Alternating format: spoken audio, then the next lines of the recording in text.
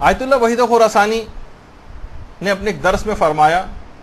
کہ پیغمبر نے دو افراد کو اپنا ٹکڑا کہا ہے، دو افراد کو اپنا ٹکڑا کہا ہے. ایک تو حضرت زہرا سلام اللہ علیہ کو کہا ہے،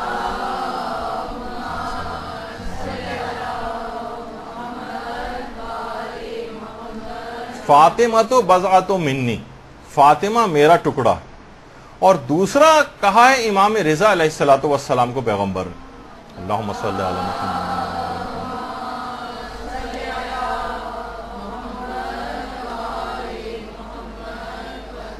ستدفن بضعۃ منی بخراسان، یا بہت سی روایات میں بے ارض خراسان، کہ ان قریب میرا ایک ٹکڑا خراسان میں دفن کیا جائے گا اور اس کی زیارت میری زیارت ہے. تو آیت اللہ وحید خراسانی فرماتے ہیں کہ شیخ انصاری، شیخ مرتضی انصاری جو کہ بہت بڑے فقیہ گزرے ہیں، فتویٰ دینے میں وہ مجسمہ احتیاط تھے، لیکن اس حدیث پر باقاعدہ قطعی فتویٰ دیا ہے اور کہا ہے کہ اس کے راوی جو ہیں اصحاب اجماع میں سے، جس کے بعد اتنی تحقیق بھی نہیں ہوتی اس کے بعد، اگر کسی اصحاب اجماع میں سے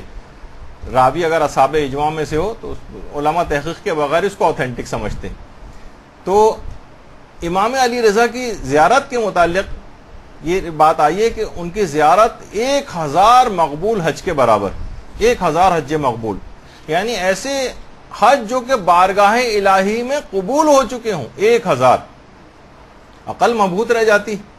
فرماتے ہیں کہ اس حدیث کو صرف شیخ انصاری نہیں بلکہ آیت اللہ وحید بہبہانی نے بھی بالکل معتبر سمجھا ہے، علامہ مجلسی نے اس روایت کو معتبر سمجھا ہے، وحید خراسانی فرماتے ہیں شیخ طوسی نے اس روایت کو معتبر سمجھا ہے، میر باقر داماد نے اس روایت کو معتبر سمجھا ہے، اور شیخ مرتضی انصاری، سب نے اس کو صحیح السند مانا ہے. اچھا، آغا وحید خراسانی نے اس امام رضا کی زیارت کے ضمن میں ایک جملہ اور فرمایا. فرماتے ہیں کہ دیکھیے معاملات 3 قسم کے ہوتے ہیں، بعض باتیں قابل درک بھی ہوتی ہیں اور قابل بیان بھی ہوتی ہیں، یعنی آپ کو سمجھ بھی آتی ہیں اور آپ بیان بھی کر سکتی ہیں. کچھ باتیں ایسی ہوتی ہیں جو آپ سمجھتی بھی ہیں اور بیان بھی کر سکتی ہیں. فرماتے ہیں کچھ باتیں ایسی ہوتی ہیں جو قابل درک تو ہوتی ہیں لیکن قابل بیان نہیں ہوتی، یعنی آپ محسوس تو کر سکتی ہیں ان کو، سمجھ تو جاتی ہیں آپ، لیکن بیان نہیں کر سکتی، الفاظ ایسے نہیں ہوتے آپ کے پاس.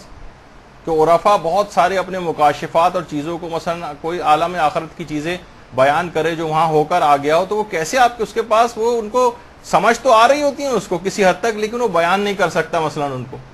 اور فرماتے ہیں کچھ باتیں ایسی ہوتی ہیں جو ناقابل درک ہوتی ہیں اور نہ ہی ناقابل وصف ہوتی ہیں، نہ وہ سمجھ میں آتی ہیں اور نہ ہی وہ بیان کی جا سکتی ہیں.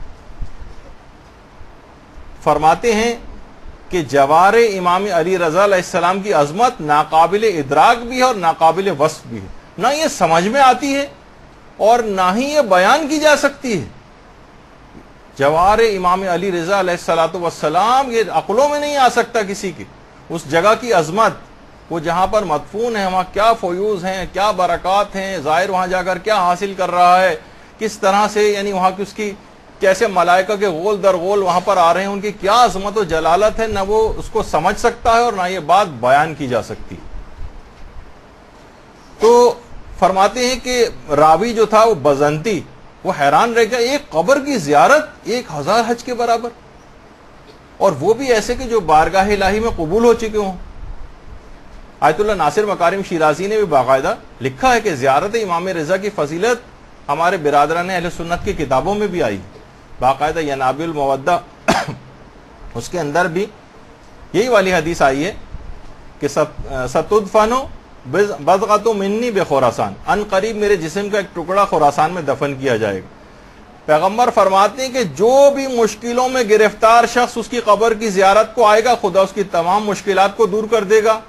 اور جو گناہگار اس کی زیارت کو آئے گا خدا اس کے تمام گناہوں کو بخش دے گا. اور خود نیاب المودت کے اندر لکھا ہے اہل سنت کی جو کتاب حضرت عائشہ سے روایت کہ پیغمبر نے فرمایا کہ جو بھی میرے بیٹے کی توس میں زیارت کرے گا اس نے گویا ایک حج انجام دیا. حضرت عائشہ حیران رہ گئی، کہا یا رسول اللہ ایک حج؟ پیغمبر نے فرمایا نہیں 2 حج۔ وہ مزید حیران ہوئی، 2 حج کے برابر؟ پیغمبر نے فرمایا نہیں 3 حج۔ اب حضرت عائشہ خاموش ہو گئی۔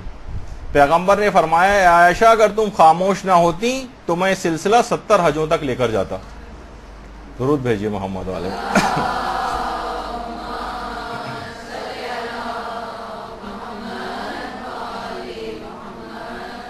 علماء فرماتے ہیں کہ اس کا مطلب یہ ہے کہ امام رضا کی شخصیت اور طوس اس زمانے میں بھی اتنے معروف تھے، اتنے مشہور تھے کہ پیغمبر سے ان کا تذکرہ سننے کے بعد بھی انہوں نے اس پر تعجب کا اظہار نہیں کیا حضرت عائشہ نے کہ پوچھتی کہ یا رسول اللہ طوس کون سی جگہ ہے، یہ نہیں پوچھا کہ یا رسول اللہ یہ آپ نے کہا کہ میرا ایک بیٹا یہاں پر دفن کیا جائے گا، تو وہ بیٹا کون ہوگا؟ آپ کا تو کوئی بیٹا ہی نہیں ہے مثلا، وہ اس پہ کہنا چاہیے تھا نا۔ علماء فرماتے ہیں یہ نہیں کہا، بلکہ یہ کہا کہ اس متعلق کوئی سوال نہیں کیا، بلکہ اس کے ثواب کے متعلق سوال کیا، یعنی کہ یہ کیسے ممکن ہے 1 حج کے برابر 2 حج کے برابر، یہاں تک کہ پیغمبر نے 3 تک کہا اور اس کے بعد 70 تک اس سلسلے کو لے کر جاتے۔ اس کا مطلب ہے کہ پیغمبر کی زبان سے اتنی مرتبہ امام رضا کا تذکرہ ہوتا تھا اور اتنی مرتبہ اس جگہ طوس اور خراسان کا تذکرہ ہوتا تھا کہ انہوں نے اس کے اوپر کوئی تعجب کا اظہار نہیں کیا، تو اس کا مطلب پیغمبر کی اپنی زبان پر امام رضا کا کتنا تذکرہ آتا تھا۔ اور عجیب و غریب خصوصیت ایک زیارت امام رضا کی کہ دیکھیے ایک سوال ہے کہ کتنے سارے ہمارے اور ائمہ بھی ہیں، اگر عام طور پر کسی شخص سے ویسے پوچھا جائے شہرت کے اعتبار سے کہ سب سے زیادہ معصومین میں سے بھی یعنی ائمہ میں سے کس کی زیارت کا ثواب سب سے زیادہ ہے، تو فوراً دماغ میں لوگوں کے آئے گا امام حسین کی زیارت کا ثواب سب سے زیادہ ہے، جبکہ اصلاً تمام علماء نے یہ بات لکھی اور آیت اللہ خوئی سے تو باقاعدہ ایک فتویٰ بھی پوچھا گیا کہ ایک سوال ہے نا کہ بہت ویلڈ سوال ہے کہ کس امام کی زیارت کی فضیلت سب سے زیادہ ہے۔ آیت اللہ خوئی سے پوچھا گیا، سوال کیا گیا کہ اگر انسان کو زیارت نبی اور زیارت امام رضا میں سے ایک کا انتخاب کرنے کا موقع ملے تو ان میں کس کی زیارت زیادہ افضل اور اجر میں سب سے زیادہ ہے؟ تو آقا خوئی نے جواب دیا، باقاعدہ جو ان کی کتاب سراج النجات ہے ان کے فتاووں پر مشتمل، کہ روایات سے ظاہر ہوتا ہے کہ امام رضا کی قبر کی زیارت دیگر ائمہ اہل بیت کی قبور کی زیارت سے افضل ہے،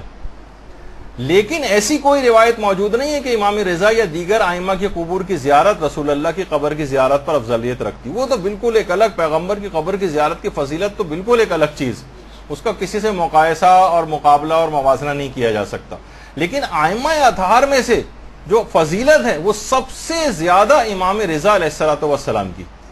قبر کی زیارت کی۔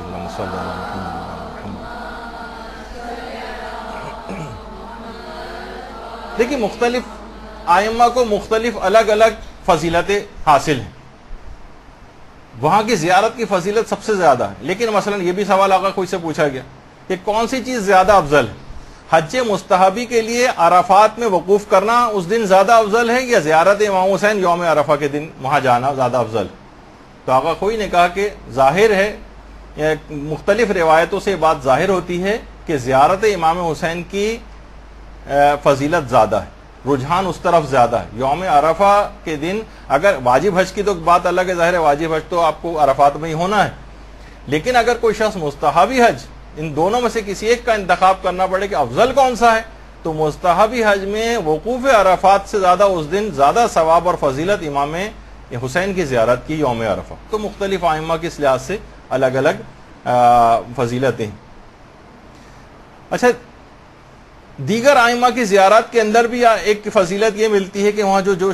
شخص بھی جاتا ہے اس کے تمام پچھلے گناہ معاف ہو جاتے ہیں۔ البتہ 2 اماموں کے متعلق روایت ایسی ہیں کہ جس میں ایک تو روایت ہمارے امام محمد تقی علیہ الصلوۃ والسلام کی امام رضا کے متعلق، اللہم صلی علی محمد و علی محمد،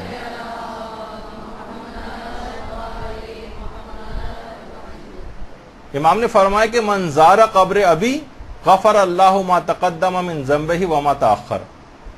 جو شخص بھی میرے والد کی زیارت کرے پروردگار عالم اس کے تمام پچھلے گناہوں کو اور اس کے بعد آئندہ زندگی کے بھی تمام گناہوں کو معاف کر دیتا۔ دیکھیں پچھلے گناہوں کو، یہ خصوصیت امام رضا کی ہے، اور یہ خصوصیت خاص طور پر اگلے گناہ معاف ہونے کے حوالے سے بھی، یعنی جو اس نے سرکشی وغیرہ کی وجہ سے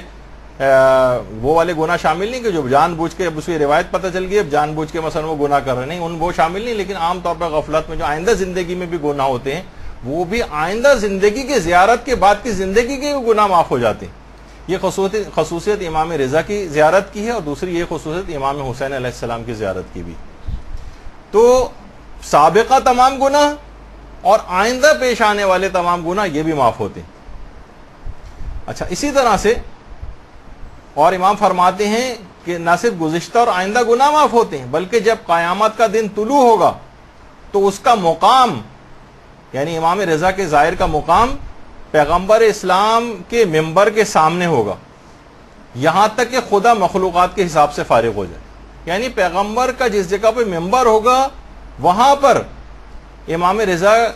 کے جو ظاہر ہے اسے وہاں پر لا کر کھڑا کیا جائے گا۔ اور باقاعدہ فرائض السمتین جو کتاب ہے اس میں بھی ہے یہ والی روایت، اور اس کے علاوہ امام محمد تقی علیہ السلام نے، ہماری جو ایک شیخ صدوق نے روایت نقل کی ہے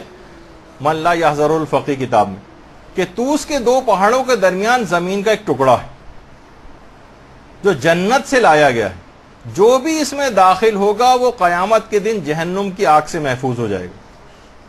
اور یہ بات بھی امام نے فرمائی کہ جو بھی میری والد کی زیارت کرے ان کے حق کو پہچانتے ہوئے تو میں اللہ کی جانب سے اس شخص کے لیے جنت کا ضامن ہوں۔ دیکھیے تمام علماء نے اس بات کو لکھا، اگر آپ پوچھیں کہ امام کی معرفت یا ان کے حق کو پہچاننے سے کیا مراد،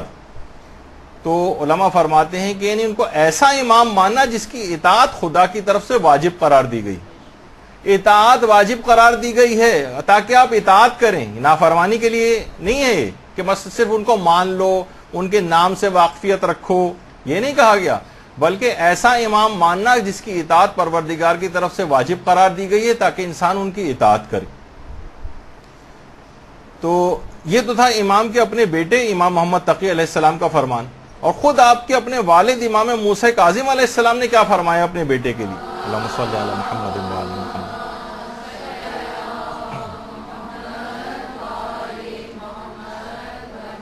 کہ جو میرے فرزند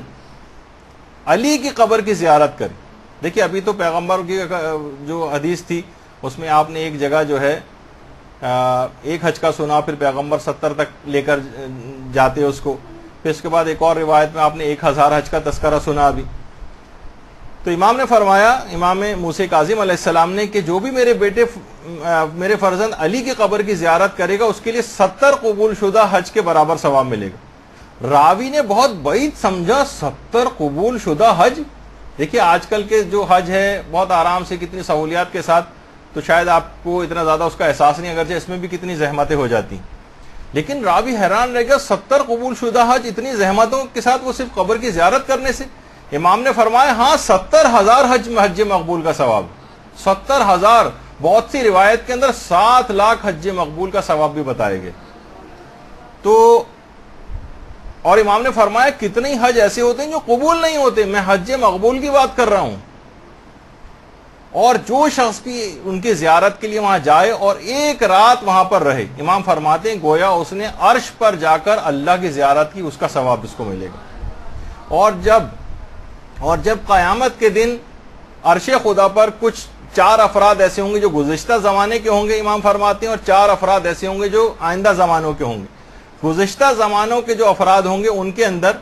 حضرت نوح ہوں گے، ابراہیم ہوں گے، حضرت موسیٰ ہوں گے اور حضرت عیسیٰ ہوں گے۔ اور آئندہ زمانے کے جو 4 افراد ہوں گے ان میں پیغمبر اسلام حضرت امیر المومنین امام حسن اور امام حسین علیہ السلام ہوں گے۔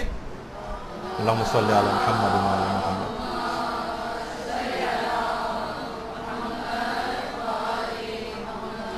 پھر امام فرماتے ہیں ان لوگوں کے ساتھ، یعنی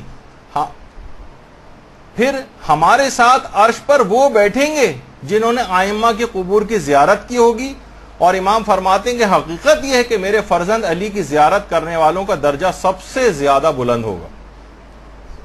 سب سے زیادہ بلند ہوگا، اور ان کی عطا بھی سب سے زیادہ ہوگی۔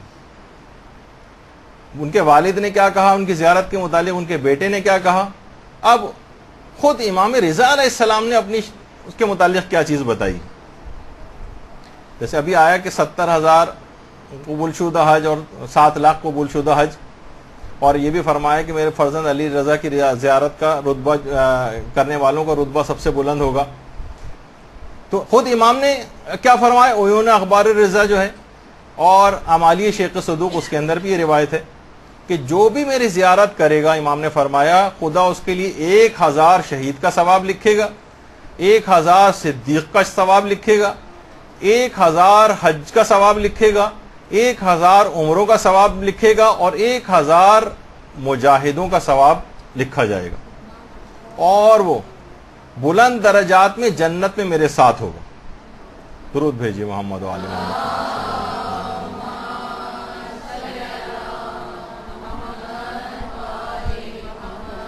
اچھا، جب اتنی زیادہ زیارت کے فضائل ہیں تو بہت زیادہ فکر اس بات کی نہیں ہونی چاہیے کہ ہماری زیارت قبول ہو جائے۔ ویسے تو ہر شخص خود بخود کہہ رہا ہوتا ہے اس کو ملنے والے زیارت قبول مقبول، ہر جگہ آپ کو سننے میں آتا رہتا ہے۔ زیارت کی قبولیت کا معیار کیا ہے؟ کیسے ہم سمجھیں گے کہ ہماری زیارت قبول ہو گئی؟ اس کی ایک اہم ترین علامت، اگر گزشتہ جو برائیاں ہم اپنے ساتھ لے کر گئے تھے